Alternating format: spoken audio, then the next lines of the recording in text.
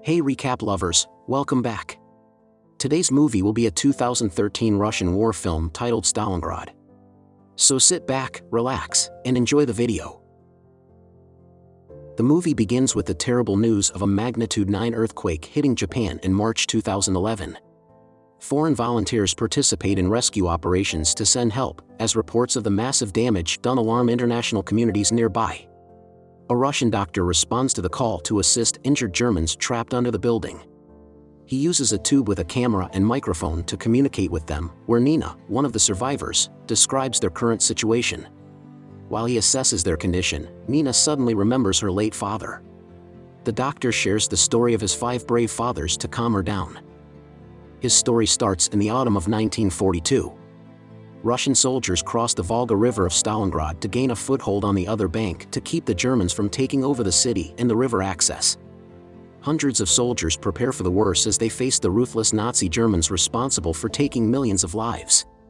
Captain Gromov and his men are scouts tasked with dismantling the bomb from a building in the city. The bombs are at the entry where the assault group will attack from. Thus, Gromov's group must get to the bomb first. Meanwhile, Captain Kahn, a German soldier, has taken over the building where he keeps the detonator.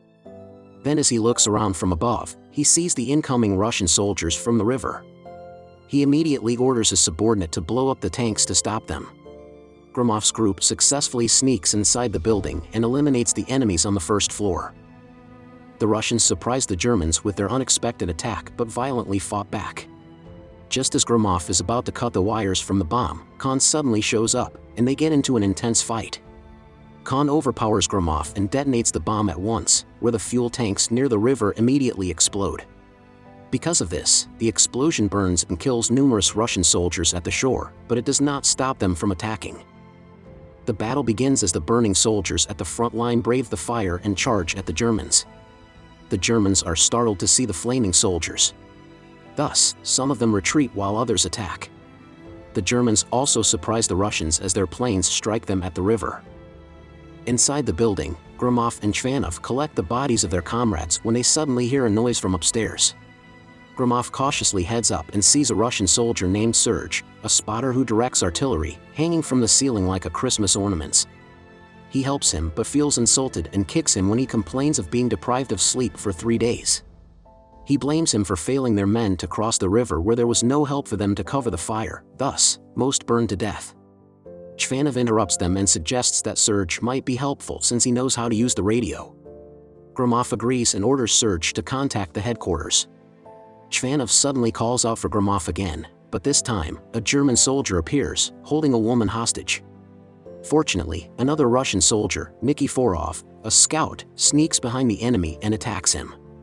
Then Polyakov, a gun commander, shows up, and they all gather together, with the woman named Katya, the doctor's mother, with his 5 fathers.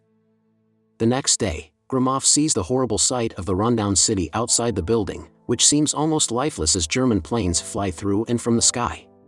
Suddenly, a plane crashes near the building and wakes Katya up. The doctor shares that the building is an apartment where his mother resides. She appears to be used to the chaotic commotion that the war has forced her to live in and refuses to abandon her home. Meanwhile, Chvanov assesses another building in front of theirs, where the enemy takes shelter. He discovers that most of their machines are broken and are at an advantage for knowing it beforehand. Gromov sets up a lookout point where he contacts the headquarters. His commander on the radio orders him to hold the building for 3 days until division forces cross their side. The command disheartens him as the task seems impossible, considering that the Germans outnumber them. Then, he notices Katya attempting to take a plant. He stops her and tells her that it's safer to leave the building, but she refuses to leave her home. She then takes his canteen and the others to refill them. The soldiers appreciate her small act of kindness. From then on, numerous survivors, from sailors to factory workers, come to the building by instinct to work with the army. Warrant Officer Krasnov introduces himself as the man in charge of the sailors and Gromov as the superintendent of the armed men. Meanwhile, at the German camp, Colonel Hens sees the bodies of their men thrown out by their enemies. He questions Kahn why the site is full of Russians and then orders Kahn to reclaim the building the next day to teach their enemies a lesson for throwing their men out. Kahn then goes to another building where the remaining Russian civilians reside, thriving in the war. Khan routinely meets with a beautiful Russian woman, Masha, who awfully resembles his deceased wife. She clearly expressed her dislike for Khan and hoped he was dead when he didn't visit her for a week. But they cannot understand each other because of the language barrier. Despite this, he still sees her bringing her food supplies to help her survive and warns the others from taking her food. Back at the Russian camp, Gromov holds a meeting with his men. He explains that it is crucial that they protect the building from the Germans as it is an ideal spot to burn the crossing again. He then commands them to hold their posts and prepare for the enemy. Suddenly, Chvanov arrives and hastens them to see the happening at the square. Russian civilians line up at the square as the colonel checks for any Jews among them. The colonel notices a woman with her child and orders a translator to ask if she's a Jew. She adamantly denies it, but the colonel still orders for her and her child to be burned alive. Khan sees the dreadful situation and asks the colonel why they haven't attacked yet. The colonel explains that it's a tradition that they offer sacrifices before the battle. The Russian soldiers watch helplessly as they do not have a clear shot to save them without endangering other civilians.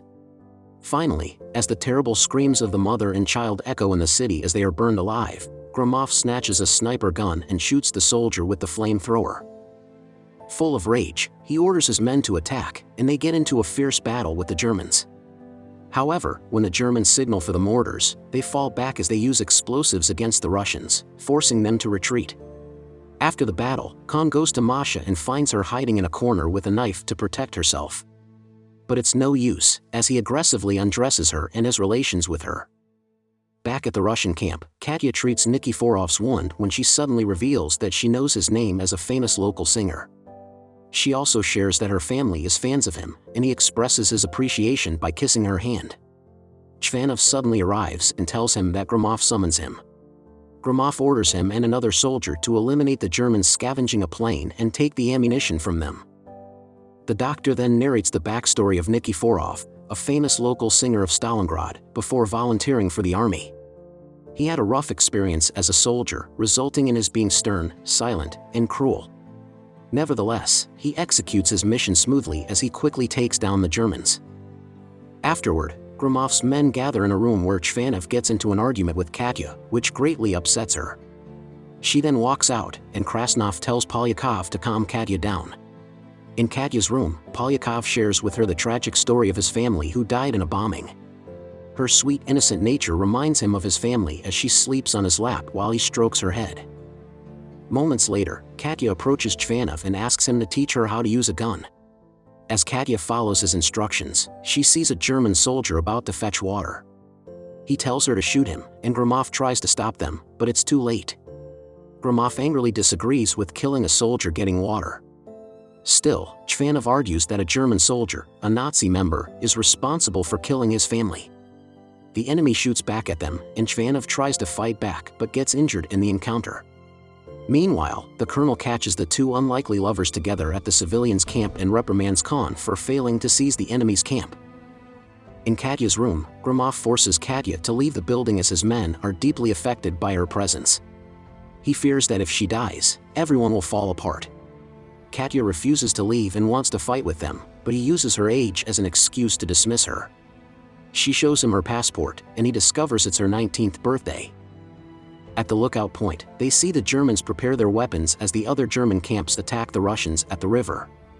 The Germans then gather hundreds of civilians in the city to take them to the station to load them on trains. Khan panics and searches for Masha in the crowd while riding a vehicle.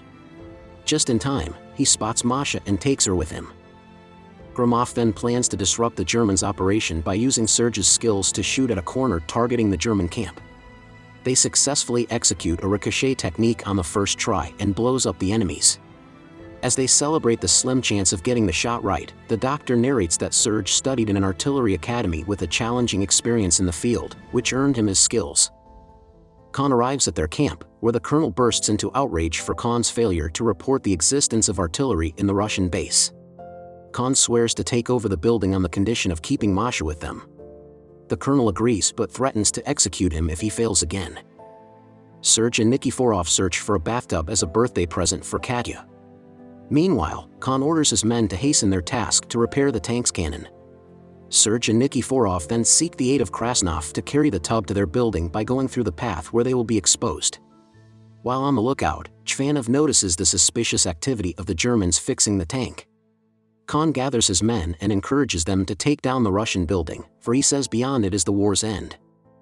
Gromov catches up with the Germans and orders his men to take their posts. Gromov, Chvanov, and Nikiforov pretend to be dead soldiers near the entrance while Serge and Polyakov head upstairs with Katya. When the Germans enter the building, they are taken off guard by the 3 Russian soldiers. The other 2 immediately support them by attacking with guns. Chvanov quickly reaches for the machine gun and kills the Germans outside. On the other hand, Gromov almost catches Khan but is distracted by the enemy behind him. The Germans retreat, and for the colonel, it's a disgrace for them to keep losing to the Russians, but Khan intends to come back stronger, this time with the cannon. After the battle, Gromov looks for Katya and forces her to leave. Still, a cannon shell interrupts them and strikes their building, which they luckily avoid. The Germans' supposed strong comeback quickly ends with a stuck cannon, giving the Russians a report on their artillery. In Katya's room, the explosion heavily damages her place, and then the doctor narrates Gromov's backstory. He was a professional hero, a man of war. Wherever there was war, he was there, but he lacked the warmth of family, which he finds only in the care of Katya. Once again, he begs her to leave the place, but she declines again, and they share a romantic kiss. Later that night, the Russian soldiers prepare a simple birthday celebration for Katya. First, they surprise her with gifts and a cake, then the main attraction, Nikiforov's fantastic performance, completes her night.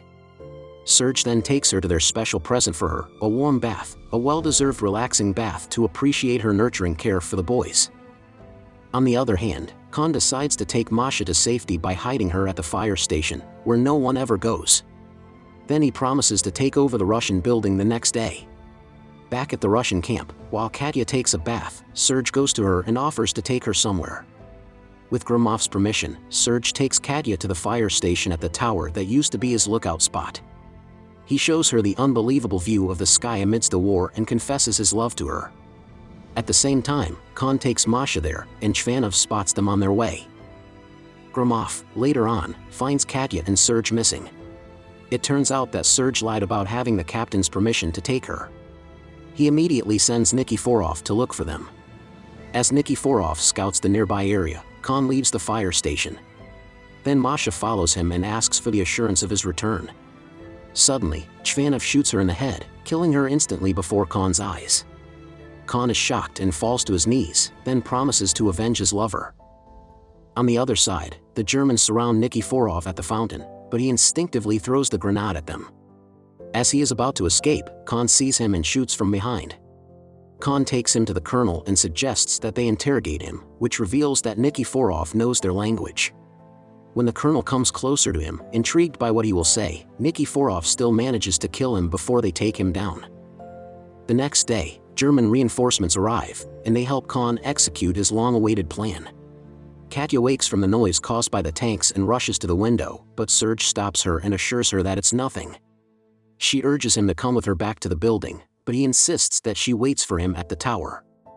Unprepared for the unexpected reinforcements of the enemy, the Russian soldiers watch as the tanks consecutively strike them and heavily damage the building. The Germans then walk on foot to the building, where the Russians continue to fight. Unfortunately, Chvanov and Krasnov die from the explosion. Polyakov fights with his remaining strength but eventually dies at the hands of Khan. In one of the rooms, Gromov tries to contact the headquarters, but Khan catches him before he gets any response. They get into an equal fight as they directly shoot at each other. Finally, Serge arrives, and Gromov immediately orders him to use the radio to tell the headquarters to bomb their building. When Serge succeeds in delivering the captain's order, he sits beside him and assures him that Katya is safe. Moments later, Russian planes bomb them, killing both their men and the Germans. Katya sadly witnesses the horrible downfall of her beloved comrades as the planes blow up the place. The movie ends with the doctor narrating that his mother, Katya, wants him always to remember the people, the heroes, who sacrificed themselves for the nation's freedom. He also reveals that his father is Serge, whom he is named after. As the story ends, the Japanese volunteers successfully rescue the people trapped under the building. Nina looks for the doctor and thanks him for sharing his incredible story amidst their unlikely situation. Subscribe to watch more videos like this. Turn on notifications, and leave a like to help the channel out. Thank you for watching.